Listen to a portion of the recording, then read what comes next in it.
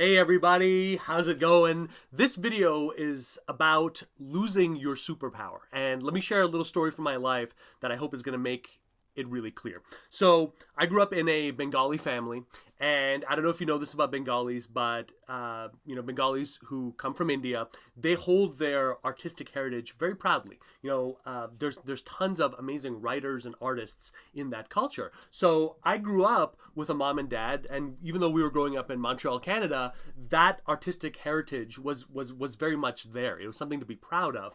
And my mom, who back in India used to be an English teacher, she was really, really careful to instill that love of reading and writing in me. In fact, I remember when I was in grade school, the first thing I would do after coming home and getting a snack and watching Spider-Man was my mom would give me that afternoon's homework. And this was always English homework. Maybe it was writing a short story, writing some poetry, whatever it was. It was creative. It inspired me to do more, and it really raised my game up. To the point where the library and reading and writing, that was my go-to. That was the first skill that I ever developed and got to an amazing level. So no real surprise as I got older and became an adult, and however that means, although I still feel like I'm a kid and I'm 38.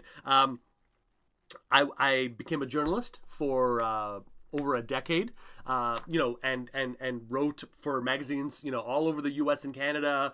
Went on assignment, interviewed some of my biggest heroes, right? Really using that creative writing, those juices there. I also wrote a novel called The Isolation Door, which came out a few years ago. That was a huge dream of mine, and again, pure creative work, But here's the thing. Here's what happened. Okay, and this is how life can sometimes throw our superpowers off track. A few years ago, after many years of struggle, right, and ups and downs, I saw my novel get published, right? This is the culmination of a huge dream I'd had ever since I was a kid, reading the books of my heroes, like Stephen King and other, Donna Tartt and others, So it was an amazing culmination, and we went into it with the biggest hopes. I got a big book deal out of it. All this stuff happened, and then nothing. It was a total flop in terms of the actual numbers, and that was a crushing disappointment, not just because of the book, but so much of my identity had been wrapped up in that one thing being a success, that when it didn't work,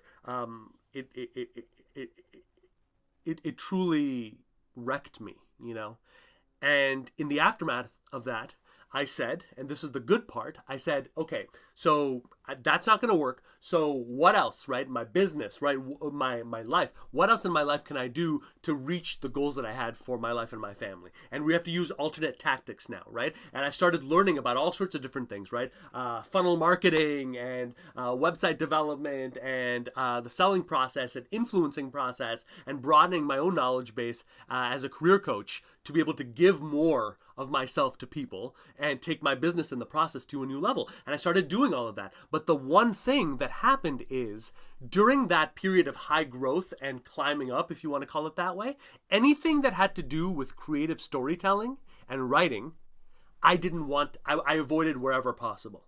Anything that I could possibly delegate in those areas, I would, which is crazy to think about because there's many things that you can be somewhat proficient at, but only a few things that you have real altitude in. Altitude means you have true expertise in these areas. And I was avoiding it, because it was painful for me, and it reminded me of that. And learning new things is amazing, but it should never be at the cost of one of your key superpowers, that thing or things that you do better than almost anybody else out there. And so once I started realizing that, and started bringing that storytelling, bringing that ability to weave a tale and connect with others through that. Once I started bringing that actively and consciously back into my life, emotionally, it was a way to really put that disappointment from years ago to bed.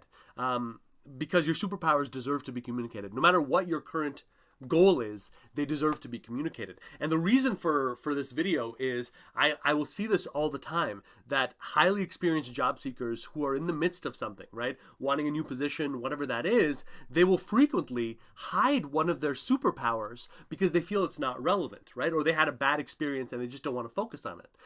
I will talk to someone and they're like, oh, marketing, yeah, been there, done that. And I'm like, you spent 15 years working across industries, building yourself up as a uniquely qualified marketing expert, and now you don't want to highlight that?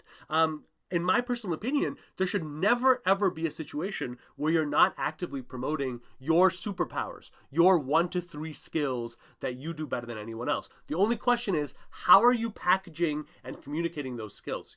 If you're using it to obtain consulting work, that's going to be very different than someone who's trying to get the interest of hiring managers in the internet space, let's say, right? So the message can change, but what you're communicating underneath doesn't change, right? And so I want to ask yourself, wow, I'd like you to ask yourself 3 questions. Number 1, do I know what my superpowers are? In other words, do a real analysis and evaluation, if you will, of your career, especially the moments that you're proudest of. They can be big, they can be small, as long as they're meaningful to you. And I want you to ask yourself, what's the connective tissue there? What are those skills that I keep using time and time again, and that I will certainly be using no matter where I go next? That's a clue to what those superpowers are.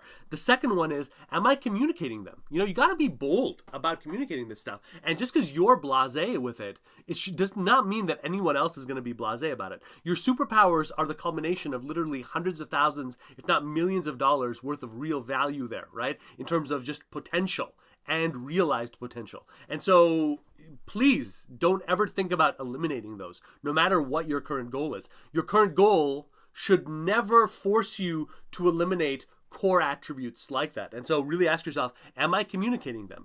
Look at your competition, and specifically with regards to your resume and your LinkedIn profile, ask yourself right at the top, am I highlighting my superpowers in a way that's going to move the needle for the audience I'm seeking to attract? Finally, how can I add skills and further develop that are not only going to help me now, but they're going to support and broaden the appeal of my superpowers, right? Get strategic about it, right? So that if, for example, let's say team leadership is one of your key skills, then as you're looking at the plate of things to learn in the coming year, see, are there skills that I can learn that'll also make me a better team leader, that'll also help me, add that depth there?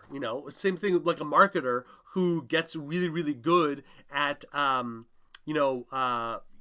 particular digital aspect of what they do, or using a particular platform, and you take a course for that, well, that might help you right now, might help you with a client or your employer, but it's also going to help you long term. So really think about those 3 questions. Do I know my superpowers? Am I communicating my superpowers? And finally, how can I add skills that will energize my superpowers and take them to a next level? I hope that has been helpful, guys. Let me know what you think. Shoot me a comment. Let me know. Thanks, guys. Bye-bye.